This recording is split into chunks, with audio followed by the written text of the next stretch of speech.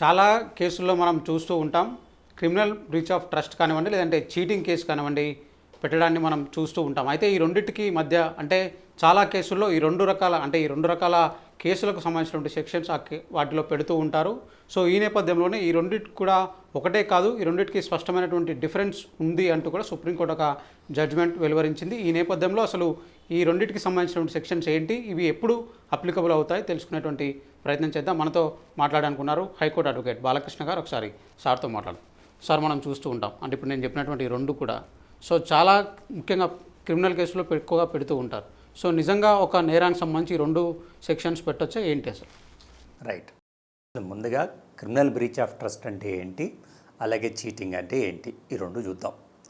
Section 405 ఐపీసీలో criminal breach of trust అంటే ఏంటో డిఫైన్ చేశారు. సెక్షన్ 415లో చీటింగ్ అంటే ఏంటో డిఫైన్ చేయబడింది. 405లో ఉన్న క్రిమినల్ బ్రీచ్ ఆఫ్ ట్రస్ట్ కానీ పాల్పడితే 406 ప్రకారం నేరం, దాని నిమిత్తం 3 ఏళ్ళు జైలు శిక్ష.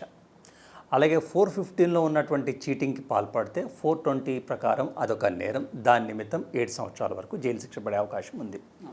అసలు ఈ రెండింటికి ఉన్నటువంటి ఫండమెంటల్ డిఫరెన్స్ ఏమంటే, ముందుగా క్రిమినల్ బ్రీచ్ ఆఫ్ ట్రస్ట్ అంటే ఒక ప్రాపర్టీని మీకు ఒక పర్పస్ కోసం ఎంట్రస్ట్ చేశాం. ఎంట్రస్ట్ చేసేటప్పుడు మీకు ఏ ఇల్ ఇంటెన్షన్ లేదు. ఎంట్రస్ట్ చేసిన తర్వాత సబ్సిక్వెంట్గా ఈ ప్రాపర్టీని ఏ పర్పస్ కోసం అయితే ఎంట్రస్ట్ చేశానో ఆ పర్పస్ కోసం కాకుండా మిస్యూజ్ చేయటము, లేదా ఈ ప్రాపర్టీని అన్లాఫుల్గా మీరేమన్నా వాడటమో చేస్తే ఇది క్రిమినల్ బ్రీచ్ ఆఫ్ ట్రస్ట్ అవుతుంది. Number 1. Coming to cheating at the very time of financial transaction are property transaction అంటే ముందస్తుగానే అట్ ద వెరీ అవుట్సెట్ ఫ్రాడులెంట్గా, డిసీట్ఫుల్గా మీరు కానీ ప్రాపర్టీ ట్రాన్స్ఫర్ చేయించుకుంటే ఇండ్యూస్ చేసి మరి అది చీటింగ్ అవుతుంది. ఈ రెండింటికి ఉన్నటువంటి ఫండమెంటల్ డిఫరెన్స్ ఇది. ఎందుకు ఈ డెఫినేషన్ మనం ప్రస్తావిస్తున్నామంటే, ఒకటి అబ్జర్వ్ చేస్తే చీటింగ్ అనేది at the very beginning of transaction attract అయ్యేటువంటి offence, versus criminal breach of trust అనేది ట్రాన్సాక్షన్ అయిన తర్వాత సబ్సిక్వెంట్గా మీ చర్యల ద్వారా అట్రాక్ట్ అయ్యేటువంటి అఫెన్స్.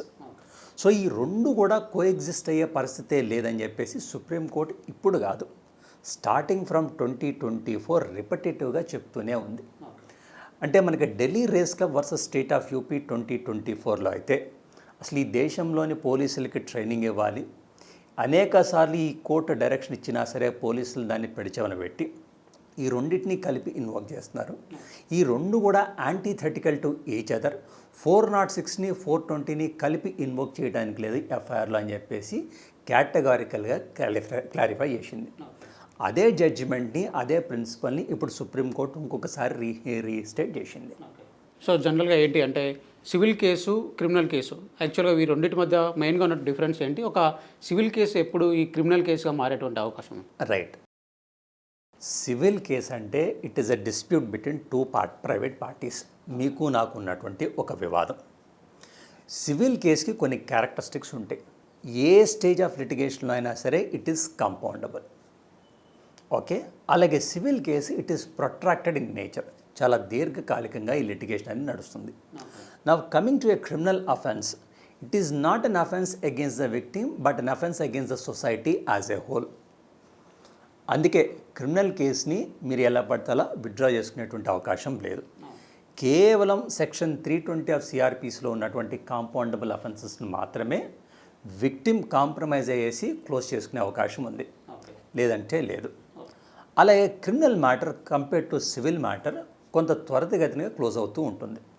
చాలా సందర్భాల్లో ఈ సివిల్ వివాదం జరిగినప్పటికీ డెలిబరేట్గా కంప్లైంట్ ఏమంటే క్రిమినల్ కేసు రిజిస్టర్ చేస్తూ ఉంటారు. ఎందుకు? ఎప్పుడైతే ఒక ఎఫ్ఐఆర్ రిజిస్టర్ అవుతుందో, క్రిమినల్ కేసు అయితే ఉందో, ఆ భయంతో అయినా సరే ఎక్యూజ్డ్ కాంప్రమైజ్ అయ్యి ఒక సెటిల్మెంట్కి వస్తాడు, డబ్బులు ఇస్తారేమో అని చెప్పేసి. ఇన్ఫ్యాక్ట్ ఇదే అంశాన్ని కూడా సుప్రీంకోర్టు ఢిల్లీ రేస్ క్లబ్ జడ్జిమెంట్లో ప్రస్తావించింది. ఫ్రీక్వెంట్గా సివిల్ వివాదాలకి క్రిమినల్ కాంటోర్స్, క్రిమినల్ కలర్స్ ఇవ్వటం అనేది సరికాదు.